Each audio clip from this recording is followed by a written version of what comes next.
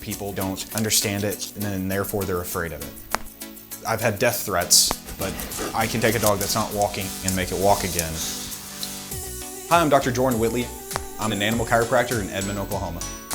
People say this is their last resort before they euthanize their animal, and I'll see 20 animals in a day. I've worked on dogs and cats, large boa constrictors, lions and bears, horses and camels, even a giraffe. Whenever I first see that animal, I watch how they move. We check out their spine, find the areas that aren't moving well, and put motion to them. We've had animals that have had seizures come in, and the seizures stopped. Chiropractic works. It's not a cure, but it allows the body to function better. I can't guarantee any results, but maybe that animal isn't going to have to be put down tomorrow. My job is to instill hope in people. That's success for me.